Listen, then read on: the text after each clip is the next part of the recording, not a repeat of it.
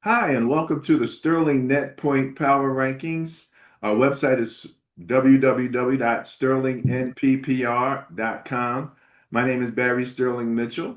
My co-host here is Ben Dickerson, and we're going to go through the Sterling Net Point Power Rankings. Again, these are the rankings that determine net points or average win margin, your offensive production, your defensive production, and average turnover differential. So let's take a quick look and go right at it. Okay, so we're starting here with the ANP, average net points. We are ranked here from 1 through 32. I always congratulate the number one ranked team, which is the Indianapolis Colts, averaging plus 12.1 points per game. These averages, net points, will go positive and negative, as you can see. Your top five include the Colts, the Rams, Seattle, Buffalo, and Kansas City. Man, that's a group right there, Benny. That goes from 12.1, the Rams 10.3, Seattle 10.1, Buffalo 8.5, and Kansas City just a tad behind at 8.4. As you can see, rounding out the top 10, you have Detroit, New England, Denver, Houston, and Green Bay. And again, these are the averages that these teams are winning by. All right. Now, if you go over to the other side, you'll see, starting with Minnesota, a negative number, negative 0.5. So if you're on the losing end too much, you'll wind up with negative net points going down to Tennessee, which is in very last place at minus 14.1. So you see the swing from number 1 to number 32 is from 12.1 to 14.1. A few of the surprises maybe on the negative side might be Baltimore at minus 1.8, Dallas at minus 1.6.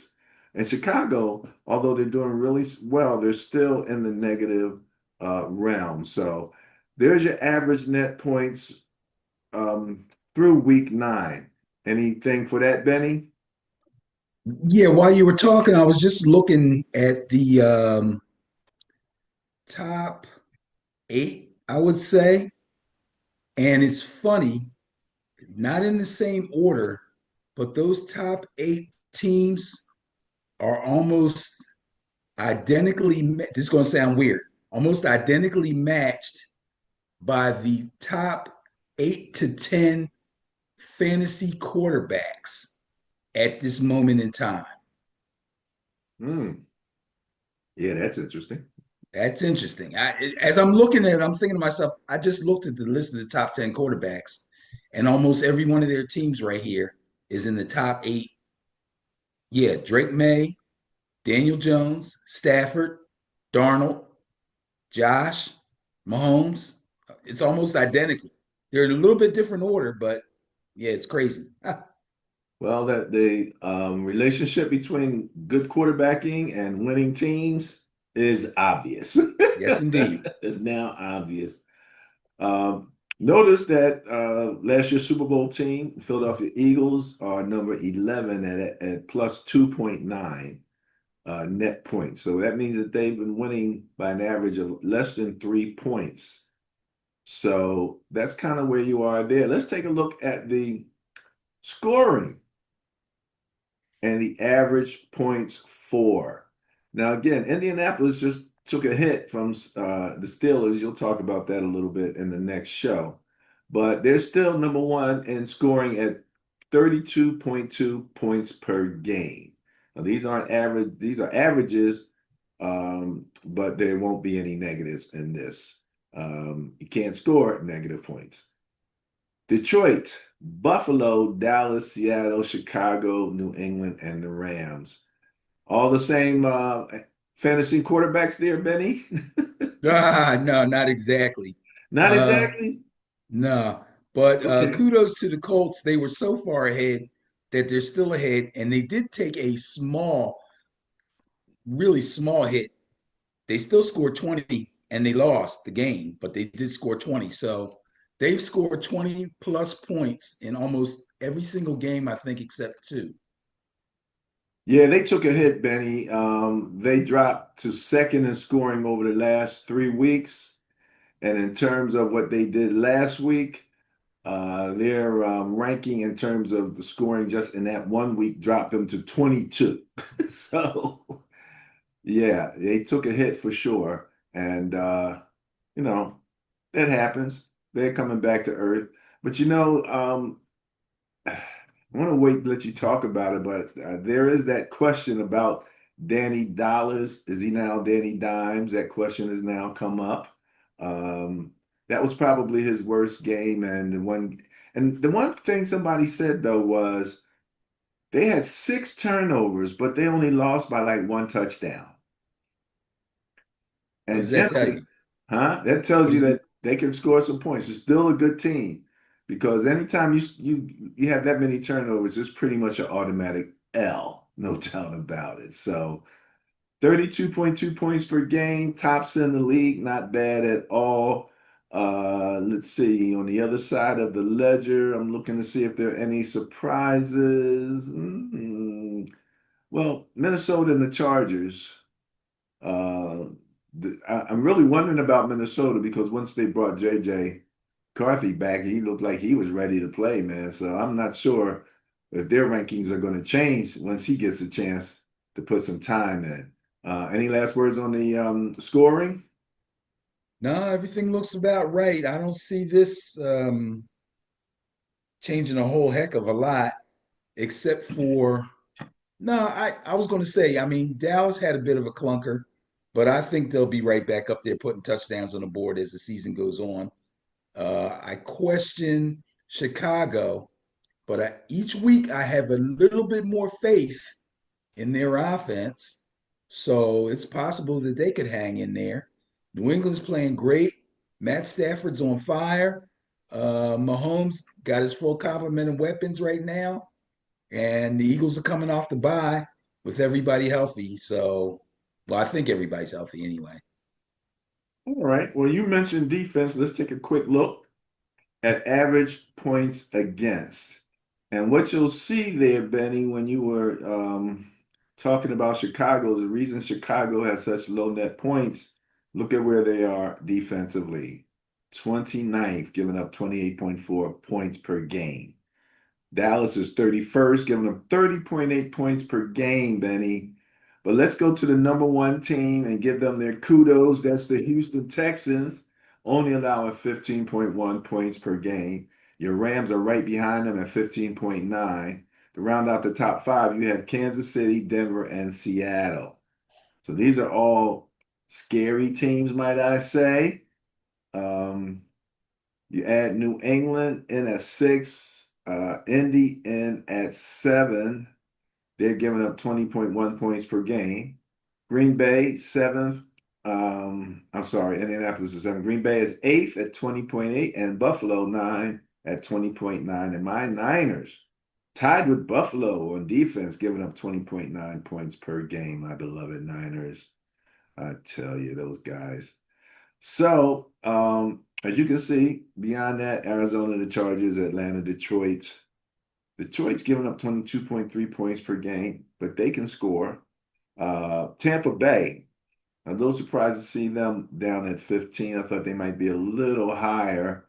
As you can see, the Philadelphia Eagles are 19th, allowing 23.1 points per game, just a tad above Minnesota and Pittsburgh. Beyond that, Baltimore is the question mark. I think Baltimore is on the rise. They were a lot lower last few weeks, so they're coming up for sure. And lastly, well, Cincinnati is in 32nd place, allowing 33.3 points per game, and absolutely wasting a amazing, amazing comeback year for Joe Flacco. So, what do you got on the defensive side, Benny? Uh, yeah, Joe Flacco. It's crazy. He probably won't get comeback player of the year because this is the second time he's doing this. Yeah, that's true. You know what I mean? How many times can you come back from a comeback? Uh, and the only other thing I'll say is, as far as the word scary you use, Houston doesn't scare me one bit. They just don't. They I just can don't. understand it. Well, anyway, number one quarterback for Houston is out on concussion protocol, right? CJ That is Stroud. correct. That is So, correct. like I always tell people, the numbers are what they are, but, things change constantly, especially when it comes to injuries. So let's move to the last group of stats, been one of our favorite turnover differential, average turnover differential. And again, Chicago in the number one spot at plus 1.6. That's awesome. That's awesome that they can do that. Pittsburgh, probably due to the number of turnovers that they got in that Colts game, is now second at plus 1.1 and Jacksonville at plus one. So those are all the solid numbers. Now you go below that, you got some fractions from fifth down to, let's say 14. Tampa Bay at point 0.9, Detroit, Houston, and the Rams, excuse me, Detroit and Houston at 0.8. Rams at 7, 0.6, and Philly coming in at eighth at 0.5. The worst in the league is the New York Jets at minus 1.1. My Niners are in 29th place, Benny. That ain't good at minus 0.7. But in any event, the other teams that are on the negative side that I think might be able to get themselves out of that would be Baltimore at 20th at 0.4, tied with Seattle. That's another group that could get out of there. Those surprising Panthers, I don't know what to say about those guys, man. They're very interesting. And then the Chargers at zero point 0.4. So Dallas is at 0. Well, they're tied with Dallas and New Orleans at 0.4. Um, so some of those teams could make some moves, but right now Chicago's at the top of the heat, Benny, top of the heat at plus 1.6. What do you like about that? Well, the great thing about Chicago is for them to be up there means two things. Number one, their defense is starting to be as good as people expected them to be because they weren't as good as people expected them to be early in the season. And it also means not only are they getting takeaways, but they're not giving the ball away, which is a credit to Caleb Williams and his development. So again, Chicago's a very interesting team to watch. If you really want to see how it's possible for a new coaching staff to take a team that was kind of in the doldrums and kind of rebuild them, not just, with different talent and different schemes, but just mentally overall, especially at the quarterback position and a young quarterback at that. Chicago's the team to watch. If you want to take a study in that kind of a thing, so if it's happening to your team, you wonder, is it going to happen? It's intriguing to me because I'm hoping the same thing can happen with my team. I got a young quarterback, shows tons of promise. Before he starts to stumble around and lose faith in himself, I need for the Giants to right the ship. And I'm thinking at this point, and I've talked to some friends of mine that are also Giants fans, as much as I liked Dayball, he's done some things this season that have made me look at him kind of crazy. And I have no faith in GM at all. I'm talking too long about one team. They need to trash this whole thing and bring in a whole new staff. GM on down. I'm done. I'm done with them. If the Bears can pull the trigger, the Giants can too. Okay, okay. Anybody you like for your Giants, coach wise? I haven't even thought about that hard. Okay, all right, all I just know what I don't like. right. Well, let's just take a quick walk through again. Average net points, number one, Indianapolis. Top five are the Rams, Seattle, Buffalo, and Kansas City. Offensively, top five, Indianapolis, Detroit, Buffalo, Dallas, and Seattle. Man, people are loving that Sam Darnold, aren't they? Man, he's getting I don't know. defensively, Are they? yeah. I am. Defensively, you got Houston, the Rams, Kansas City, Denver, and Seattle in your top five. New England, Indianapolis, and Green Bay round out the top eight. That's the top 25 of the teams. And then finally, average turnover differential. Again, Chicago, Pittsburgh, and Jacksonville are all in the solid numbers. Tampa Bay, Detroit, Houston, the Rams, and Philly round out the top 8. So that's what we have it there. Those are the numbers as they are through week 9. This is the Sterling Net Point Power Rankings. Again, I'm Barry Sterling Mitchell. That's Ben Dickerson. You can reach us at www.sterlingnppr. And remember to click the subscribe button and the notification bell so that you'll get the videos when they come out. All right, Benny, that's it for me. Peace.